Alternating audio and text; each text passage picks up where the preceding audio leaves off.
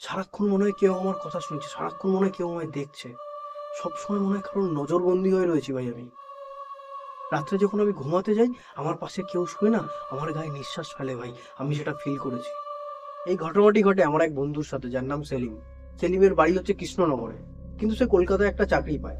তাই অফিসের কাছাকাছি থাকার জন্য সে বেহালার ভেতর দিকে একটা ফ্ল্যাট ভাড়া নিয়ে থাকতে শুরু করলো। এই ফ্ল্যাটটার ভাড়া আর 5টা জায়গার তুলনায় কম হওয়াতে সে 7-5 না ভেবে এই ফ্ল্যাটটায় শিফট করে যায়। আর সেটাই তার কাল হয়েছিল। ফ্ল্যাটে শিফট করার কিছুদিন পর থেকে আমরা সেলিমের বিহেভিয়ারের মধ্যে একটা পরিবর্তন লক্ষ্য করি। সেলিম বেসিক্যালি একজন সাহসী এবং একগুঁয়ে প্রকৃতির একটা ছেলে ছিল, কিন্তু সেই ছেলেটাও হঠাৎ করে সবকিছু তো কেমন জানি ভয় পাওয়া শুরু করলো। কথা বললে কেমন একটা কাঁপা কাঁপা গলায় কথা বলতো। একদিন 31 ডিসেম্বরে আমরা সব পুরোনো বন্ধুরা মিলে ভিডিও কলে কথা বলছিলাম। তার মধ্যে আমরা খিল্লি করছি, আড্ডা মারছি, মজা করছি। কিন্তু এই সমস্ত কিছুর মধ্যে সেলিম কেমন যেন একটা অন্যমনস্ক হয়ে উস্কো উস্কো চুল দাড়ি নিয়ে বসে একটা এদিক ওদিক তাকাচ্ছে, যেন সে কাউকে খুঁজছে। সেটা দেখে আমরা সবাই জিজ্ঞেস করলাম যে, কিরে ভাই, কি হয়েছে, এরকম অন্যমনস্ক হয়ে বসে আছিস কেন? তখন সেলিম বললো, না না ভাই, কিছু হয়নি, এখন বলা যাবে না, আমি পরে বলবো। আমরা তখন সবাই খিল্লির মুডে ছিলাম। আমরা তখন জিজ্ঞেস করলাম, কেন বলা যাবে না কেন, একাই তো থাকিস ফ্ল্যাটে, নাকি 31 বলে কাউকে নিয়ে এসছিস? হতেই পারে 31 বলে কথা। কিন্তু এই মজার কোনো উত্তর সেলিম দেয়।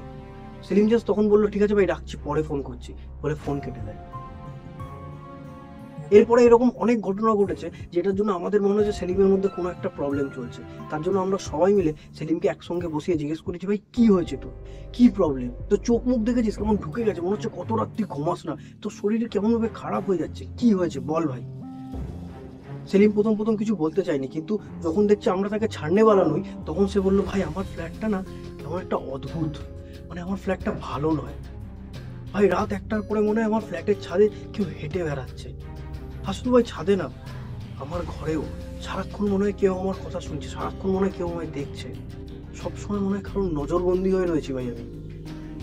রাত্রে যখন আমি ঘুমাতে যাই, আমার পাশে কেউ শুয়ে না আমার গায়ে নিঃশ্বাস ফেলে ভাই, আমি সেটা ফিল করেছি। কিন্তু আমি তোদেরকে কিছু বলতে পারিনি, এটা ভেবে যে তোরা বিশ্বাস করবি না। আমি জানি তোরা বিশ্বাস করবি না।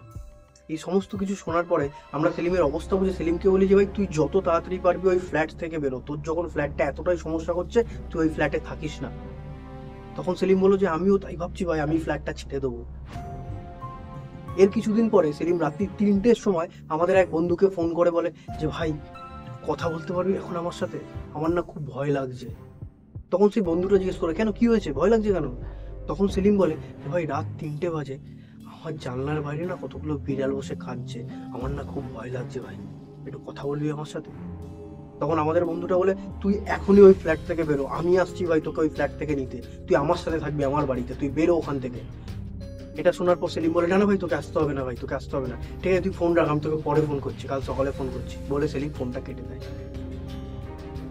আসলে সেলিম কোনোদিনই ওই ফ্ল্যাট থেকে বেরোতে পারেনি। ওই ফ্ল্যাটটা কেমন জানি তাকে একটা গ্রাস করে নিয়েছিল, এবং একটা সময় পরে গিয়ে এই শহরের বুক থেকে সেলিম কেমন একটা উবে যায়, সে হারিয়ে যায়, আমরা তাকে আর কোনোদিন খুঁজে পাইনি।